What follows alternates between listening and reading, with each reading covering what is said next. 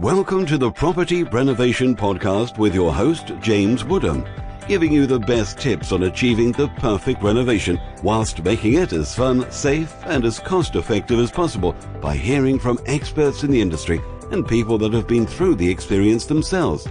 Let me introduce your host, 3 times award winner of leading renovation website Houzz, and over 15 years in the industry, renovating just over 200 properties, James Woodham.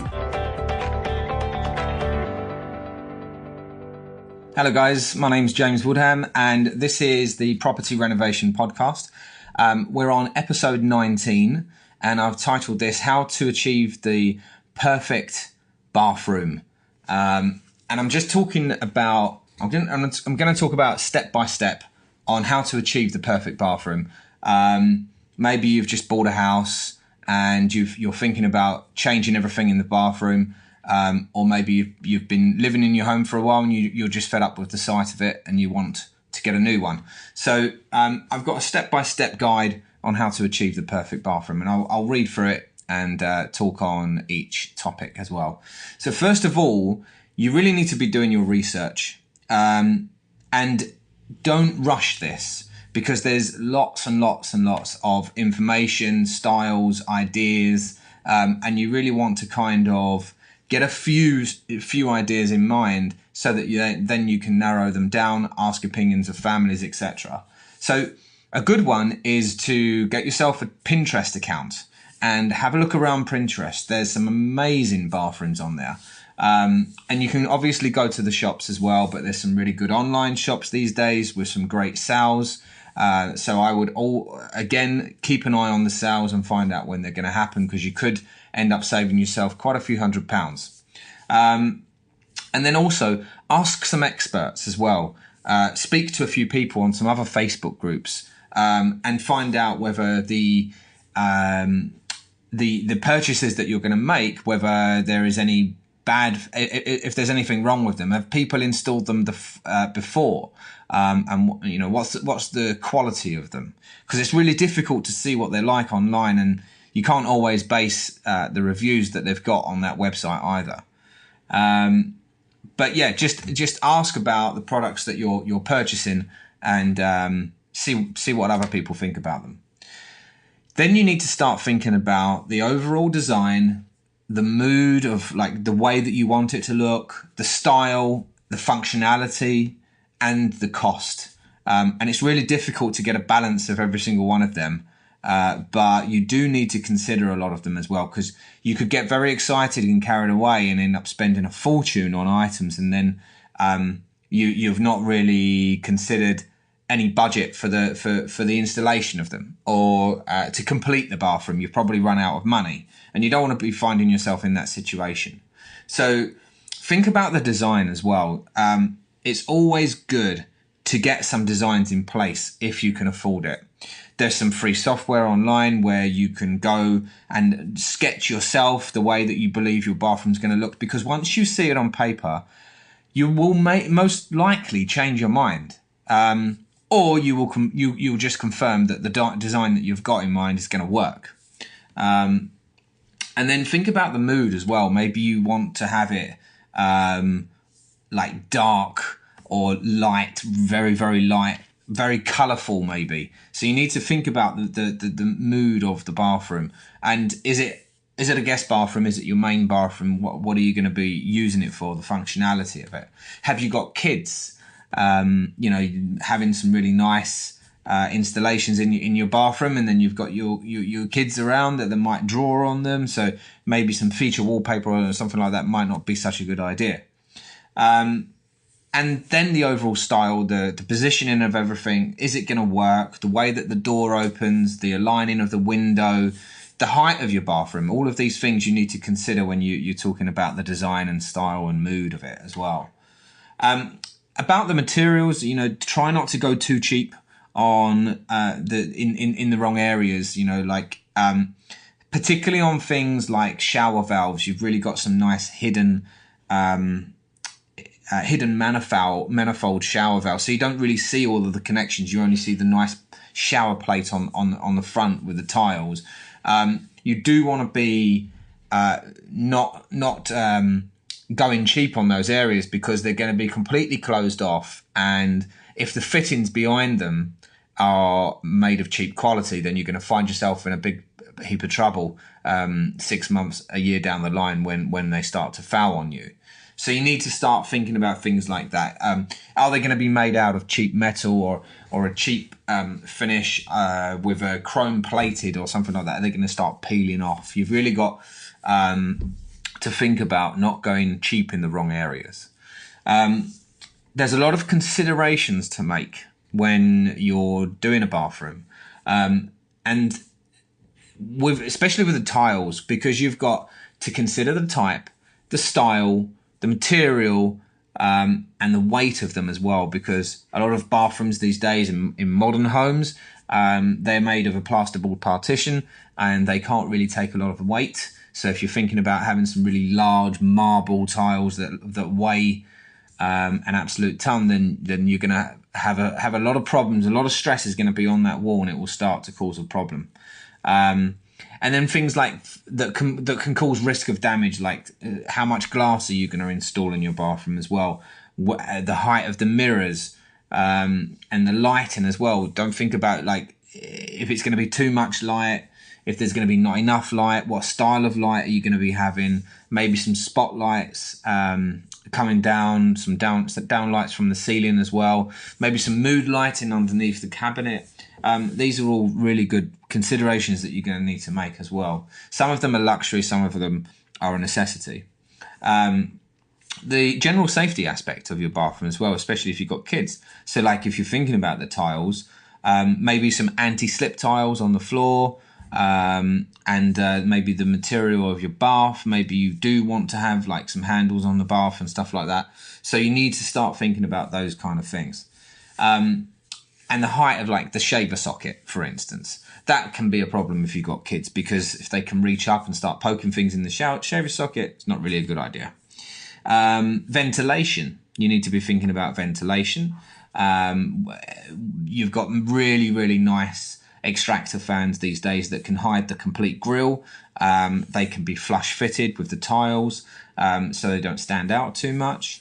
But you do need to be thinking about the positioning of that. Where is it going to go? Above the shower, above the bath, or is it going to go on the opposite bathroom side altogether? And then you need to be thinking, do you want it to trigger off with humidity? Do you want it on a timer so it stays on for a while when you leave the bathroom? So you need to be thinking about those kind of things. Underfloor heating, it's a luxury, but it's also energy saving as well. So you might, and space saving, because you might not necessarily have that amount of space to have a heated towel rail. So you can probably do without that. And you can have some underfloor heating, which is quite a nice luxury to have.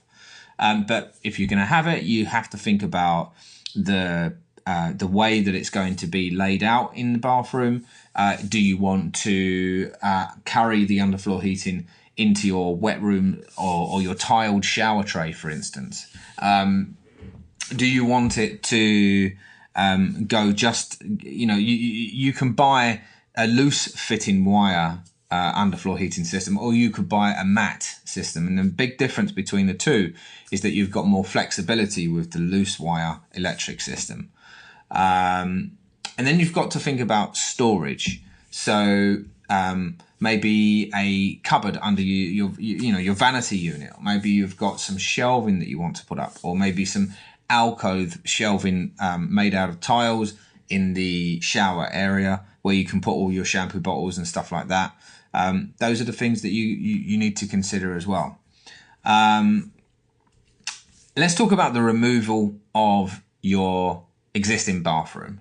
So it's really important that after you've removed the bathroom, first of all, remove it carefully, remove it by a professional, make sure the water is switched off, make sure the electric is switched off. And then when you've removed the bathroom, just stop for a while and have a think, get back the design and the ideas that you have for your new bathroom, and see whether it's now going to work, see whether you've got more space, because sometimes the voids and the boxing within a bathroom are made much bigger than they actually need to be. So you could find yourself with some more space, and that could change your design altogether. So actually have a think about that. You might also come across some problems that you didn't think about. So maybe you had a leak problem previously and it actually caused damage to the floor or the walls and stuff like that. So you do need to assess the area and find whether you can just carry on and continue straight away, or whether things actually need to be adjusted, and any repairs that need to happen as well. So it's a really good idea to prepare yourself for maybe a day where that happens, and also prepare your tradesmen as well, and just say to them, listen, I want to have some time where I can be there once you've ripped the bathroom out, so that I can actually have a look at how things are and see how we can go from there. And then we've got the first fix of all the pipe work. So you need to consider, if you haven't got what they call isolation points. So these isolation points are where you can independently switch off parts of your bathroom. So you can have one for your shower, one for your basin, one for your toilet. So you don't actually need to switch all the water off entirely should there be a leak down the road.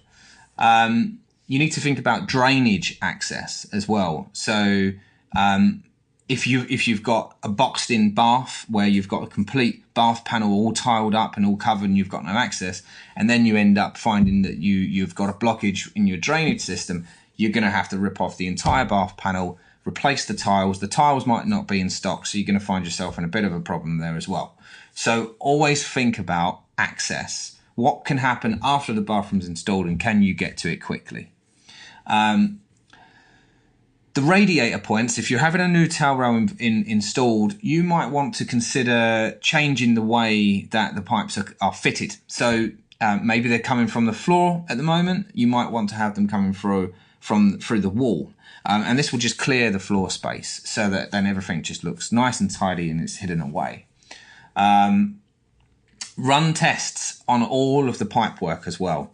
So once everything is done, before you board everything up, you want to make sure that you've left it a little bit of time where maybe plan it on your schedule to have all of it completed on a Friday, so that then you can assess it over the weekend to see if there are any leaks or any problems. And look very closely, because on the pipe work, if they're soldered as well, that it could just be a little tiny weep that comes out. And maybe you should just put some tissue underneath just to see if things are as they should be before you start boarding everything up. And a couple of days is good enough to check that out. Then you've got your first fix electrics. So you might want to maybe consider everything about all the wires to be hidden away. No wires revealed at all. That might mean that you need to chase in to the walls, because the alternative to that is that you've got this ugly trunking, which is all white and plastic, and it's just not necessary, especially if you're doing a complete renovation of your bathroom. You might think about sinking all of those wires in as well. Again, run tests. Run tests on all of the electrics, all of the lighting before you start boarding everything up. Make sure everything is good. Check all the connections. Make sure that nothing's loose, nothing's dangling about anywhere, and everything is safe. Make sure that when you're choosing your lighting, that you choose according to the right zones. And you can actually do some research on Google about this, but you've got zones in your bathroom which are called to the health and safety, and how it's going to work for you. So zone 1 is that a light fitting, if it's allowed to go in zone 1, it's allowed to go directly above the bath, directly above the shower, and it just means that it's been made to be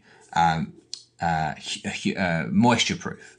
And if you are just outside the bathroom area, maybe a meter away from the shower or the bath, then that's considered zone 2. So it's different types of lighting. You can always find that out on the boxes as well. It should be clearly written there as well. If you've got some underfloor heating, make sure that it's on its own circuit. So what I've known people to do sometimes is they can connect it to an existing plug socket, maybe on the other side of the wall in the bathroom or something like that. It really shouldn't be installed like that. It needs to be on its own circuit. And by that, I mean that you need to have the wires traced all the way back to the consumer unit. So before you start purchasing any underfloor heating or considering it anymore, just check the distance between the bathroom and your fuse board, because leading all the wires back to the consumer unit, if it's a far distance, it's going to cost a bit of money. So you do need to think about whether that's going to be worth it for you. Then you've got boxing and storage to think about. So maybe some materials to consider as well, like what are you going to make it out of? Are you going to have some steel stud or aluminium stud boxing, or are you going to have some timber boxing? Are you going to box it in just plasterboard, which I wouldn't recommend? And then you've got things like aqua panel boards, which are completely waterproof, or you've got some plywood as well. Especially with plywood, you need to make sure that you've got marine ply or WBP plywood, and then you can add a bit of PVA to waterproof it a little bit as well. But don't get any cheap version of ply, which something is called shuttering ply. You don't go with that, because it's not really a good quality plywood. Make sure that they are fitted. Like, so if you've got any boxing at the end of your bath or the alcove in your shower, stuff like that, make sure that you get it on a decline so that the water can just run off it and it doesn't stay and create a puddle, because that's going to cause you problems down the line as well. So make sure that you just check it with a level, or you check the guy's work or the woman's work with a level. Just make sure that it's on a decline and water can just run off it. And then you've got the substrates to think about. So by substrates, I mean the surfaces before the final material that goes on. And especially with your floors, you might need to consider some soundproofing. Maybe you've got people underneath you, so you would probably need to consider soundproofing. Maybe some anti-stress matting, and it's actually called Ditramat, which is a German brand. That's very good. It's an orange matting, and it's got some coupling points in it, which then can allow for some slight movement for when the tiles are down, and that will then stop any cracking of any tiles or cracking of any grout or any movement, because it can just withstand it. So if you've got a timber floor, the best recommendation really is to have your timber studs, then your ply, and 2 layers of ply if you can. Screw them down with screws 10 centimeters distance each. So a standard bathroom can end up having about 200 screws in that plywood. So you need to think about that. And then just put the Ditramatting down for just extra precaution.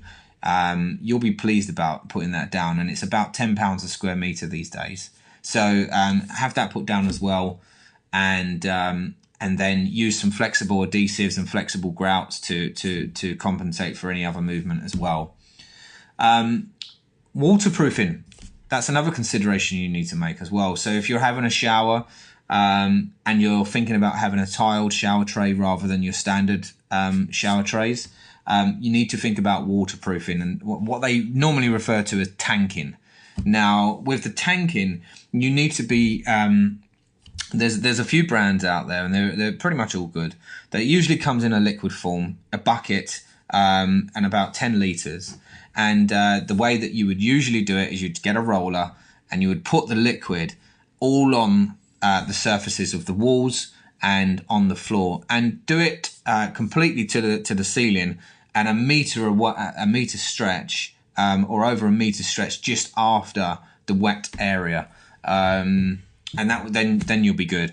And then it comes with some taping as well. So it just to put within the joints, you can put some tape down the joints and down the bottom of the sills as well, and then apply another layer of liquid. It usually takes about 24 hours to dry. So give yourself a lot of time for that, and then only when it's dry can you start applying the adhesive for the tiles. But that will be great, because then you've got nothing to worry about with water penetration. So especially, if you've got to consider the neighbours underneath, it's a very worthwhile product to consider. Then especially with the tiling now, this is where you need to take a lot of consideration, and take your time, because you only want to get it right first time round. So mark everything out, mark the distances. I just want to go back to the talk about the design, for instance. If you had a design and you would consider, and you already know the size of your tiles, you can lay everything out, and providing that you've got the positioning of all the pipe work, and positioning of the toilet and all of that, then you will know where your cuts are most likely to be. And then you can point out the positioning of where you should start. So usually you should start center of every wall, center of every floor, but it might not work out that way. So, you might end up finding yourself got a little sliver of tile at one end of the wall, or, to the side of your basin and stuff like that. And it might not look that great. So consider all of that before you start putting any tiles on that wall or on that floor. Then you need to have the right adhesive and the right grout. Now, you have got, in some DIY shops, you've got these buckets of like ready-made adhesive and grout all in one. I really wouldn't recommend it at all. I would just stick with the traditional powder-based